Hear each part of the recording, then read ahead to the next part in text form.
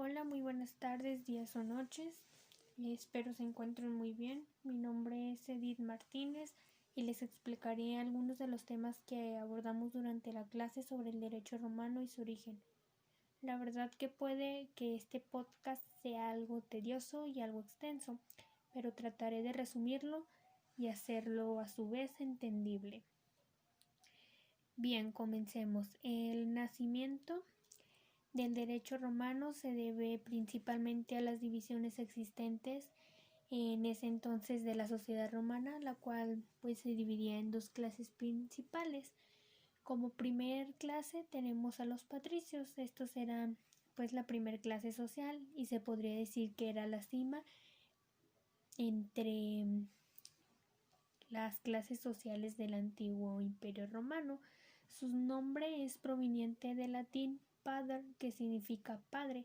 Se hacen llamar así debido a que todos los miembros de esa clase denominada patricios eran pues descendientes de los miembros fundadores de Roma y por eso pues ocupaban la cima de las clases sociales. Como segunda clase se encontraban los plebeyos, lo cual eran todo lo contrario de los patricios. Quiero decir que esta es la clase social la cual era marginada. Era la más marginada de la Roma antigua. La plebe proviene del latín plebeius, lo cual significa o más bien hace una referencia a aquellos que no forman parte de la gente. La verdad, a mi parecer, esta es una definición algo fuerte o cruel, pero en ese entonces pues creo que era la correcta. Esto debido a que no eran descendientes de ninguna de las familias fundadoras de Roma, lo cual los llevaba a ser altamente discriminados. A raíz de estas clases, pues sigue el derecho romano. Su historia se divide en tres periodos. Como primer periodo tenemos la monarquía, que abarca del 753 a.C. al 509 a.C. Bueno, en la estructura política se encontraba un rey absoluto, el cual a este le ponía pues el Senado. Su economía se basaba en la ganadería, en los cultivos, venta de esclavos y además venta de metales. En esta monarquía había 5 clases sociales, entre ellos los siguientes. Los patricios, estos eran los que poseían todos los privilegios tanto fiscales, políticos, judiciales y culturales. Esto debido a que descendían de algún rey. Los plebeyos, originalmente carecían de derechos, pero a través de siglos y siglos de luchas, se les fueron otorgando derechos algo similares a los de los patricios.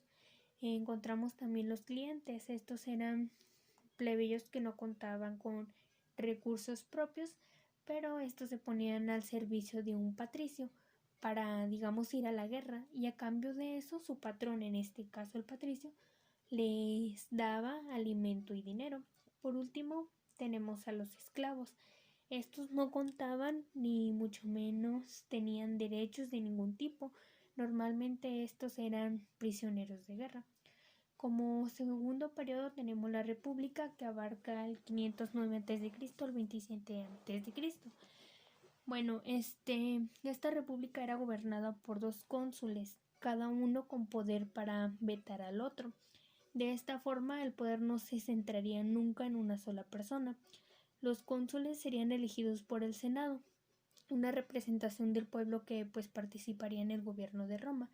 De este modo el gobierno se organizaba en el Senado, asambleas y magistraturas para poder gobernar, tan amplio territorio de una manera organizada. Desarrollaron un conjunto de leyes conocidas como la Ley de las 12 tablas.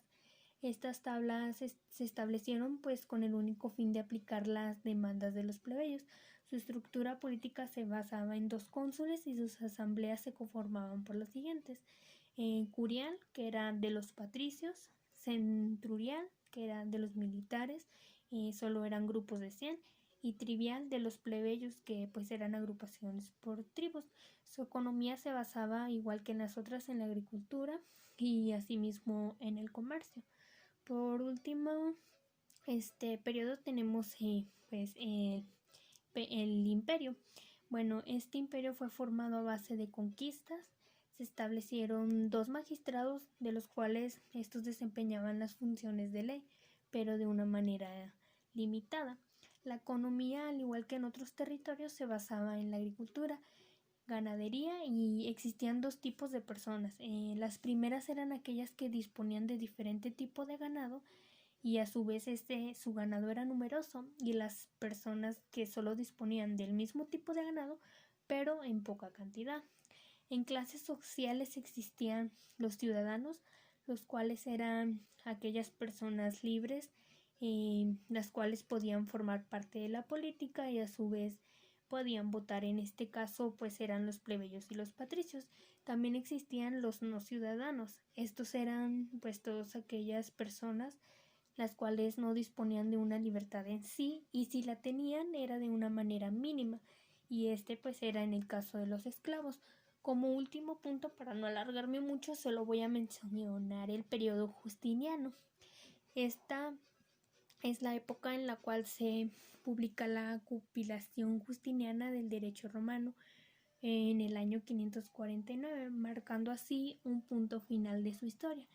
Pues tras su muerte se elige el gobierno bizantino, que pues duró hasta el siglo XV, creo. Cuando cayó, pues ya cayó en manos de los turcos. Se mantuvo ahí, pero después de un tiempo pues ya no podía mantenerse. Por último, yo quiero agregar que el derecho romano debe ser estudiado como un modelo, ya que es un poderoso auxiliar para el estudiante del derecho. El estudiante del derecho lo ocupa. Constituye el fondo de la mayoría de las legislaciones, lo que es América y Europa. Este derecho es indispensable para el estudio de la historia y las literaturas. Por último, quiero agregar una frase que vi ahí en una de las lecciones.